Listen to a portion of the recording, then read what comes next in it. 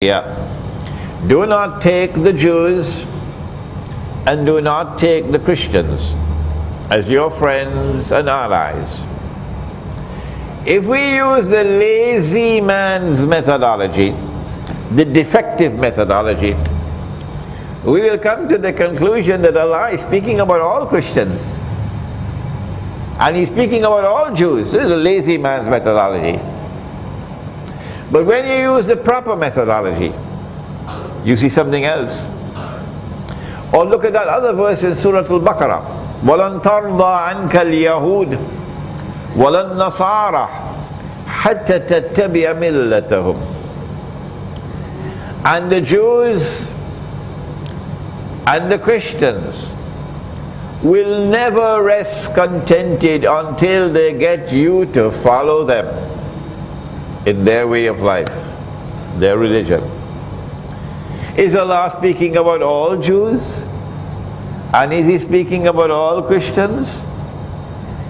Even an elementary study of the Quran, not a sophisticated study, would yield immediately so many different verses of the Quran, which makes it clear that Allah is not speaking of all Jews and He is not speaking of all Christians. For example, in Surah Al-Ma'idah, وَلَتَجِدَنَّ أَقْرَبَهُمْ مَوَدَّةً لِلَّذِينَ آمَنُوا الَّذِينَ قَالُوا إِنَّا نَصَارَى. And you will most certainly find in time to come that those who will be closest to you in love and affection will be those who say, we are Christians. The people who are closest in love and affection for you, and you cannot be friends with them, where has reason gone? And there are several other verses of the Quran. And so now, we dismiss that nonsense. That when Allah says, do not take the Jews and do not take the Christians as your friends and allies, we dismiss the nonsense that He's speaking about all Jews and He's speaking about all Christians. No.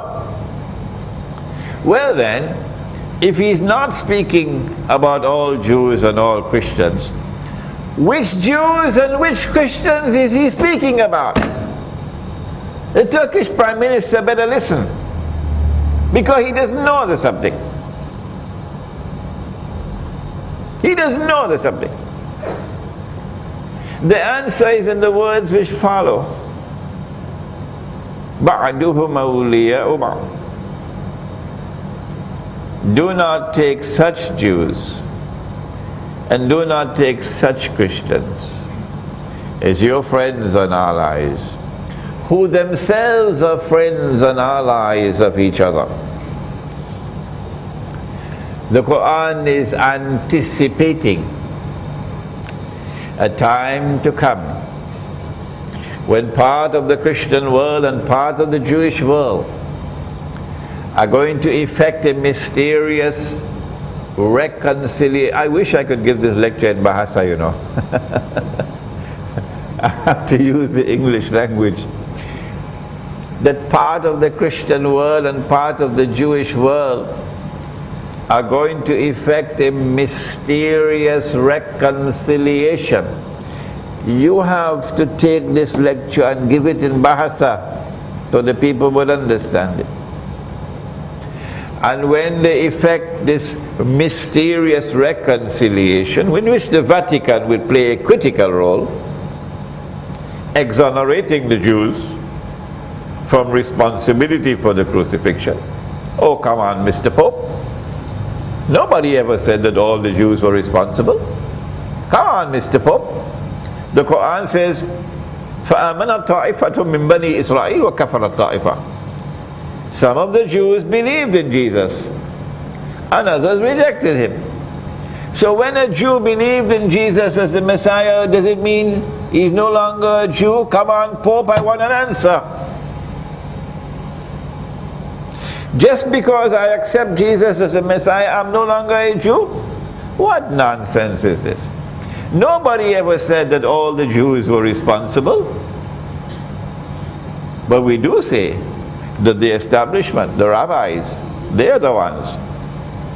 And they did it in the name of Judaism, not in their own name. And so every Jew has to part company from what they did. Otherwise you're part of the responsibility for it. And so when you see that mysterious reconciliation taking place, which happened in Europe, and then you see a Jewish-Christian alliance emerging, as has happened in Europe, Allah is saying, these are the Jews and these are the Christians with whom I am prohibiting you from maintaining friendly ties and becoming their allies. You may say today, we are friends of America. I'd love to see you when you're in the grave. Oh yes, Excellency, I'd love to see you when you're in the grave, when you have to defend that statement. When that Jewish-Christian alliance emerges, Allah says, لا تتخذوا اليهود والنصارى أولياء. Do not be friends and allies of these people. Allah is not speaking about an individual Jew who has a Christian as his neighbor and the two are friends of each other. Not at all. He's talking about an alliance between two people. That alliance has come into being today. It is the Zionist Jews and Zionist Christians who have forged that alliance. They're the ones who gave us the International Monetary Fund. They are the ones who gave us this bogus and fraudulent and utterly haram paper money. And please read this book, The Gold Dinar and Silver Dirham, Islam and the Future of Money. They are the ones who gave us the United Nations organization, controlled by the Security Council. And in the Security Council, the Zionists are in control. So Palestine wants to become a member of the UN. And when Palestine becomes a member of the UN, you're now obliged to obey the Charter. And the Charter says, Allah is not Al-Akbar. The Charter says the supreme authority in the world in all matters pertaining to international peace and security resides with the Security Council. When the Security Council says stand up, you're going to stand up. When it says sit down, you're going to sit down. How are you going to answer to Allah for that massive betrayal of Allah and His Messenger? But Palestine wants to become a member of the Security Council. I mean the United Nations. وَمَنْ يَتَوَلَّهُمْ مِنْكُمْ فَإِنَّهُ مِنْهُمْ, says Allah. Whoever turns to them for friendship and alliance, as Saudi Arabia has done, as Turkey has done, a member of NATO, as the elite in Pakistan have done, as the elite in Egypt has done, as Jordan have done. Whosoever turns to them for friendship and alliance, فَإِنَّهُ مِنْهُمْ, Allah says in the Quran, you've lost your Islam. You've lost your Islam. You now belong to them. إِنَّ اللَّهَ لَا يَهْدِي الْقَوْمَ الظَّالِمِينَ. Surely Allah provides no guidance for wicked people. And so the trademark of that alliance is going to be wickedness. And what did they do in Libya? These brothers of ours who were taken for a ride, who had eyes and yet could not see, they joined the alliance with NATO. They called for NATO to come and bomb.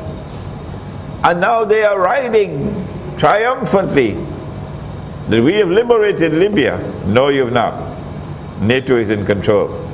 And you'll have to answer to Allah on the last day because you lost your Islam. Not only that, you now have a rope around Egypt's neck. And that rope is tightening now because Egypt is now in a perilous situation. NATO will attack from the west, Israel will attack from the east.